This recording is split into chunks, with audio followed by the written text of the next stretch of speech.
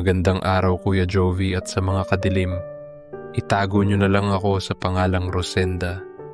Ako ay 78 taong gulang at oo, buhay pa. Nakatira na ako ngayon sa lungsod, malayo sa pinagmulan kong bayan. Ngunit nais kong ibahagi sa inyo ang naging buhay ko noon. Ang buhay na pilit kong tinakasan. Kung maririnig ninyo ito, baka hindi kayo maniwala. Baka isipin nyo'y katang-isip lamang. Ngunit kung sakaling ilathala ito, ipapasa ko sa tagapamahala ang aking larawan. Tatakpan ko lang ang mukha ko maliban sa mga mata, para na rin sa aking kaligtasan. Lumaki ako noon sa isang liblib na lugar sa Camarines Sur, sa paanan ng bundok na nakaharap sa lawa. Kaunti lamang ang mga tao roon. Ang ikinabubuhay ng karamihan ay pagtatanim ng gulay. At kung minsan ay pangingisda sa lawa. Kami, karne ang laging ulam namin. Madalang lang kaming kumain ng gulay, maliban na lang kung magluluto si ama ng sinigang. Bata pa lamang ako, iniwan na raw kami ng aking ina.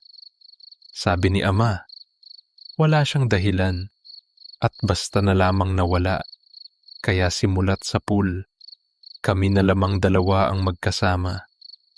Si ama ay mahusay magluto ng karne, ngunit madalas ko siyang nakikitang nagtatadtad ng napakalalaking piraso ng karne sa kusina. Minsan nahuli pa niya akong sumisilip at palagi niya akong pinapagalitan. Noong isang gabi, habang kami kumakain, muntik na akong mabulunan. Nang iluwa ko ang kinakain, nagulat ako, may buhok. Ama, bakit may buhok dito? Tanong ko. Agad niyang itinigil ang pagkain at tiningnan ako ng masama. Marami ang nagugutom, tapos ikaw magrereklamo. Mariin niyang sagot. Hindi na ako nakapagsalita pa. Pinilit ko na lamang lunukin ang natitirang pagkain sa aking pinggan. Gabi-gabi, lumalabas si ama. Lagi niyang sinasabi na siya raw ay mangingisda sa lawa. Ngunit ni minsan, wala pa akong natikmang isda mula sa kanya. Kinutuban ako, kaya isang gabi, sinundan ko siya.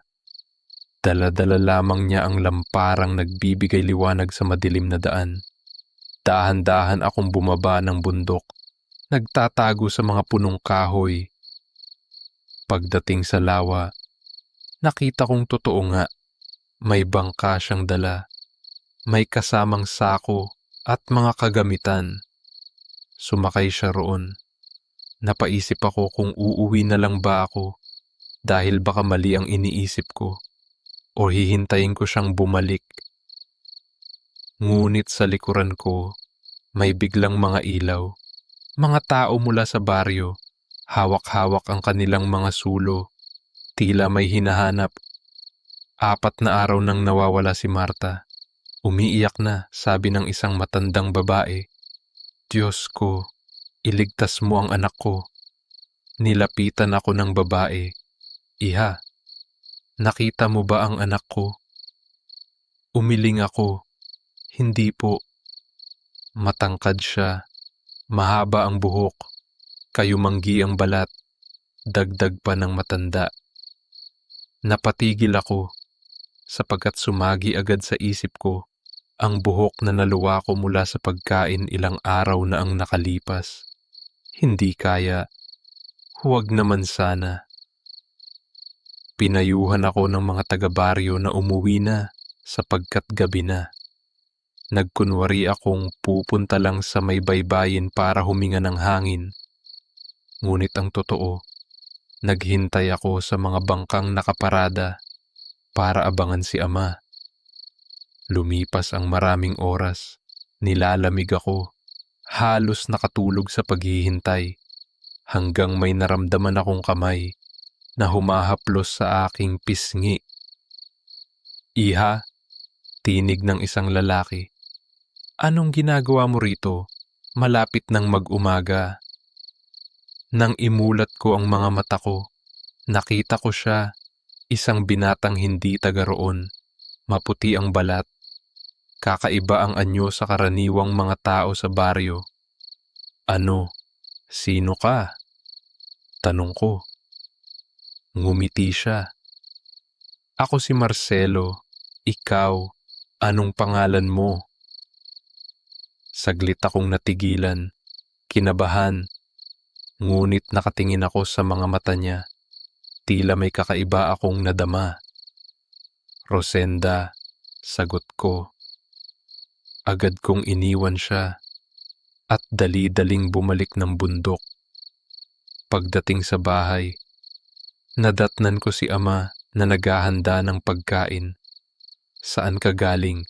Hindi ba sinabi ko, huwag kang bumababa mag-isa? Galit niyang sigaw. Hindi ko sinabi ang totoo. Basta't sumagot na lang ako. Salawa po, ama. Pinaupo niya ako at sabay sabing, kakain na raw kami. Laking pagtataka ko. Napakaraming pagkain sa lamesa. May inihaw, may kinilaw, at sinigang, paborito ko. Bago kami kumain, inilabas niya ang isang makapal na kalendaryo. May hinugisan siyang petsa gamit ang lapis. Rosenda, kaarawan mo ngayon, 23 ka na. Napangiti ako, kaya pala may handa siya. Ngunit maya-maya'y tumingin siya sa akin at nagsabi, matanda na ako. Simula ngayon, ikaw na ang hahanap ng pagkain. Mamayang gabi, sasama ka sa akin.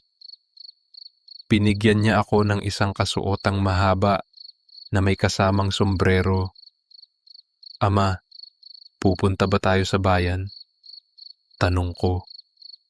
Ngumiti lamang siya, ngunit hindi sumagot. Habang kumakain ako, unti-unti akong nakaramdam ng pagkahilo. Parang bibigay ang katawan ko. Nagdidilim ang paningin ko. Ngunit si ama, wala man lang pag-aalala. Nakatitig siya sa akin, nakangisi, at biglang tumawa ng malakas. Bago ako tuluyang mawalan ng ulirat, narinig ko ang malamig niyang tinig. May dapat kang malaman sa tunay mong pagkatao. Tubig. Mahina akong nasambit at tuluyan na akong nawalan ng malay. Pagmulat ko, hindi na si ama ang nasa aking harapan. Si Marcelo. Nakatayo siya, nakatingin sa akin. Nasaan ako? Sino ba talaga ako? Ano ang lihim ng aking ama? At bakit niya ako nilason? Itutuloy.